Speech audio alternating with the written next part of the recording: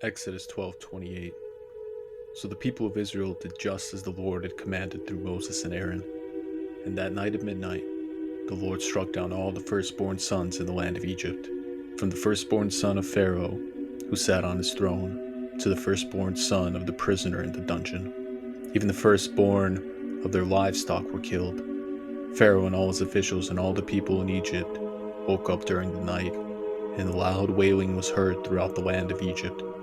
There was not a single house where someone had not died. Pharaoh sent for Moses and Aaron during the night. "Get out," he ordered. "Leave my people, and take the rest of the Israelites with you.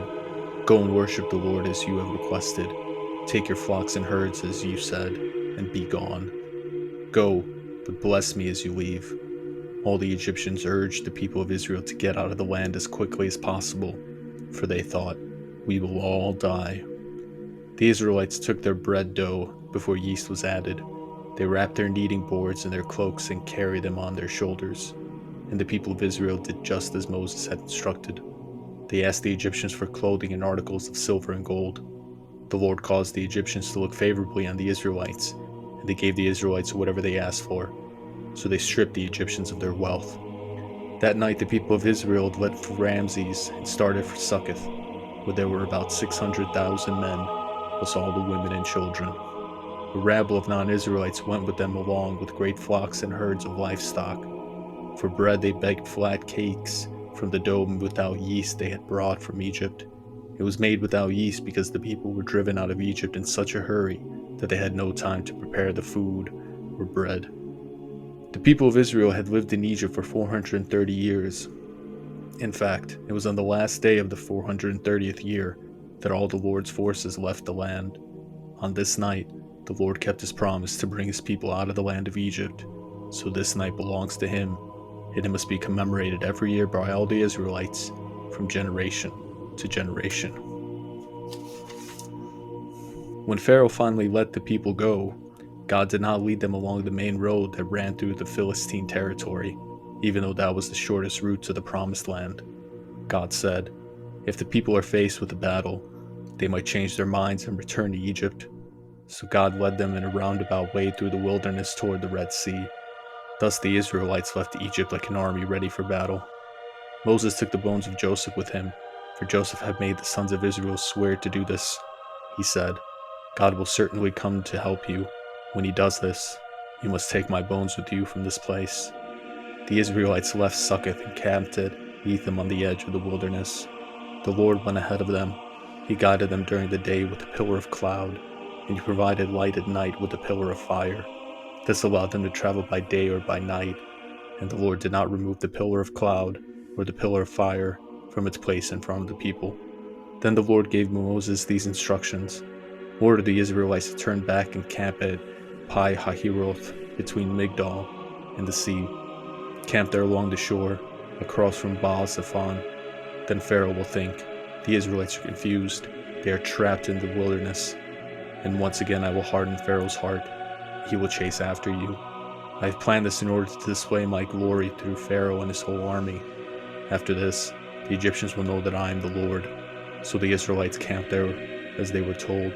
When word reached the king of Egypt that the Israelites had fled, Pharaoh and his officials changed their minds.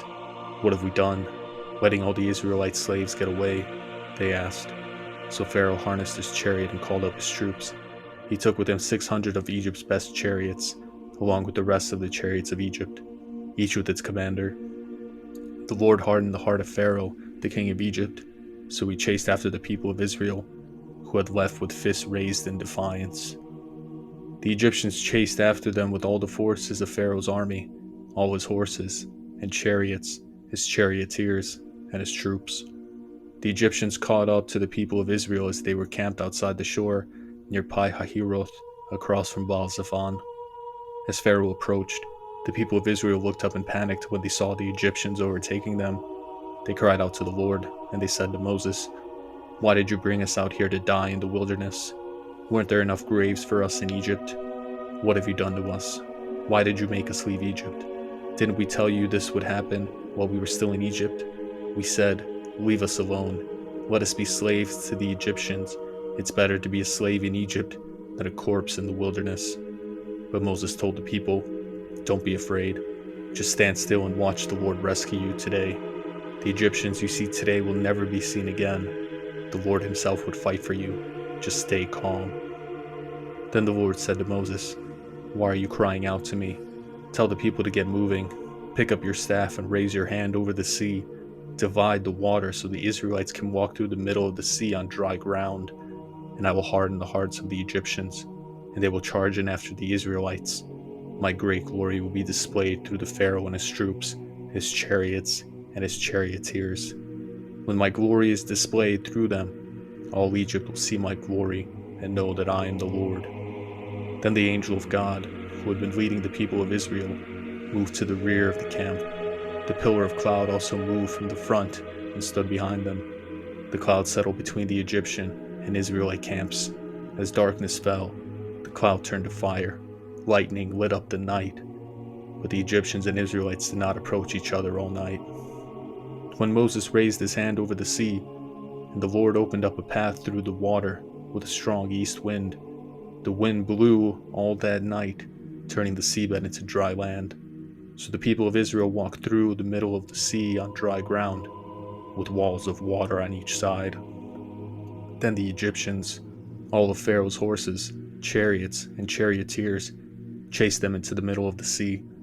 But just before dawn, the Lord looked down on the Egyptian army from the pillar of fire and cloud, and threw their forces into total confusion. He twisted their chariot wheels, making the chariots difficult to drive. "Let's get out of here, away from these Israelites," the Egyptians shouted. "The Lord is fighting for them against Egypt." When all the Israelites had reached the other side, the Lord said to Moses, "Raise your hand over the sea again. Then the waters will rush back and cover the Egyptians and their chariots and charioteers." So as the sun began to rise, Moses raised his hand over the sea, and the water rushed back into its usual place. The Egyptians tried to escape, but the Lord swept them into the sea. Then the waters returned and covered all the chariots and charioteers, the entire army of Pharaoh. Of all the Egyptians who had chased the Israelites into the sea, not a single one survived. But the people of Israel had walked through the middle of the sea on dry ground, as the water stood up like a wall on both sides. That is how the Lord rescued Egypt from the hand of the Egyptians that day. And the Israelites saw the body of the Egyptians washed up on the seashore.